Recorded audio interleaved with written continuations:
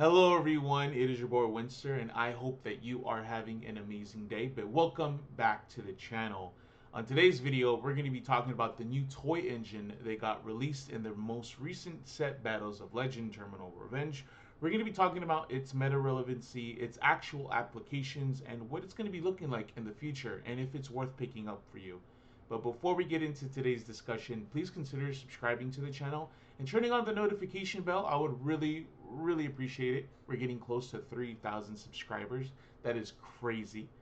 And if you guys want to be part of a Yu-Gi-Oh community, actively playing, talking about tech, maybe deck profiles or anything along those lines, check out the description box. I have a Discord link in there where you guys could talk and join and talk to me directly. In my description box also we're gonna have a link to my TikTok, Twitter, and Twitch. Make sure to follow me on those platforms as well. I have a TCG player store. If you guys want to buy any cards, be sure to check that out as well. Update it as much as I can. Go ahead and get into today's discussion video. So these are the three cards that we're going to be talking about today. Toy Box, Toy Soldier, and Toy Tank.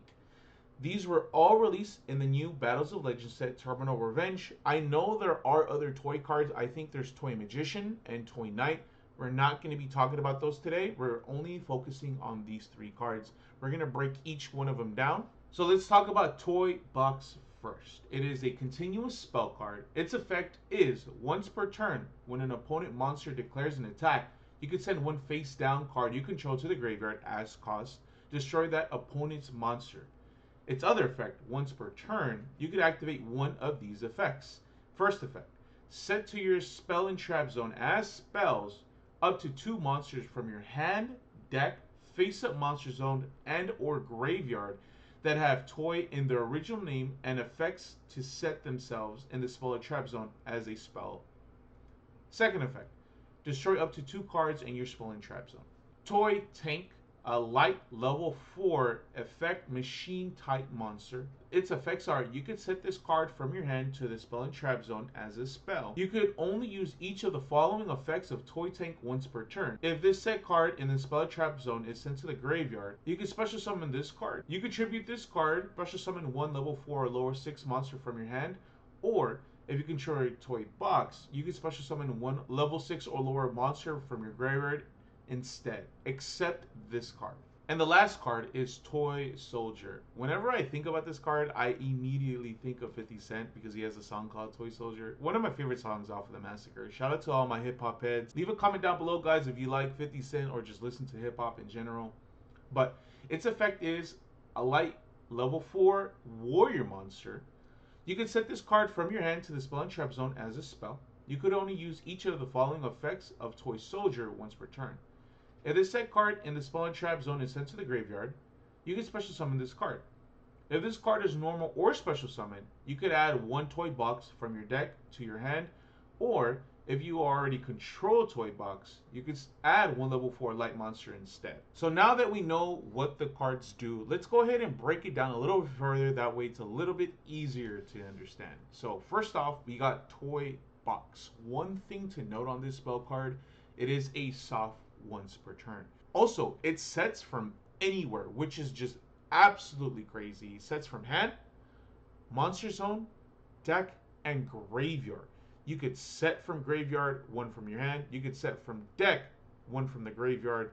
You could set from your hand, the graveyard. Any combination, you could set 2 toy cards into the spell or trap zone, which is crazy. It does have a battle effect, which can destroy an attacking monster by sending a face down card to the graveyard. So now for Toy Tank. On the opposite end of things, this is a hard once per turn, which means if you have multiple copies of this card, you can only activate each effect of this card's specific name once per turn. Its on-field effect, like I mentioned earlier, tributing itself is as cost to special summon from the hand, and if you have Toy Box, you can do it from the graveyard, which is non-restrictive.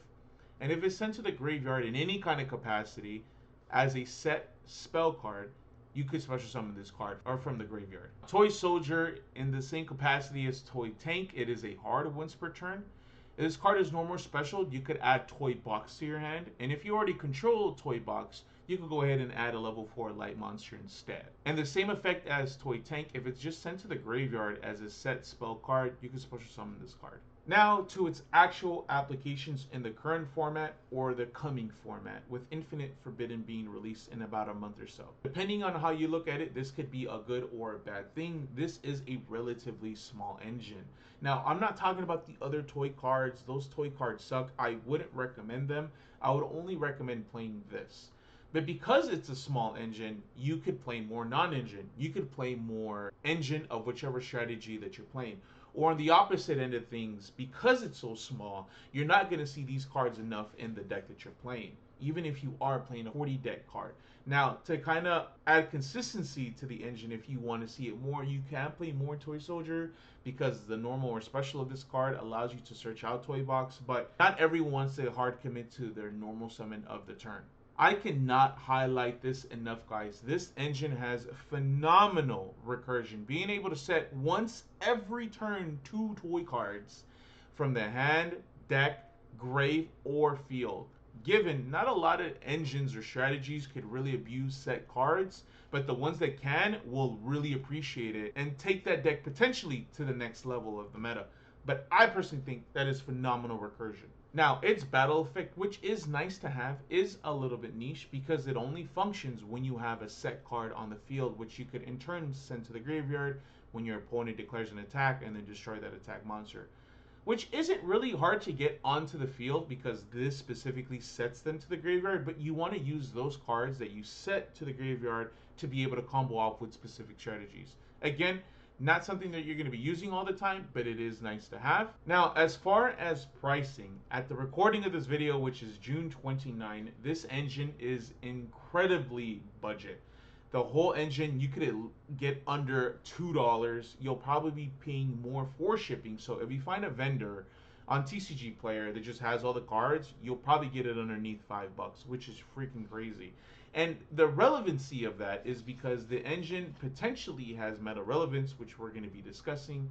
But it's definitely something, if you are wanting to play, that you could see yourself playing. I would recommend picking these up sooner rather than later. Not only is this engine cheap, guys, but it also allows you to play through the most popular and common hand traps in the current format. It plays around Ash, it plays around Bell, it plays around Imperm, it plays around Veiler, it plays around Mourner.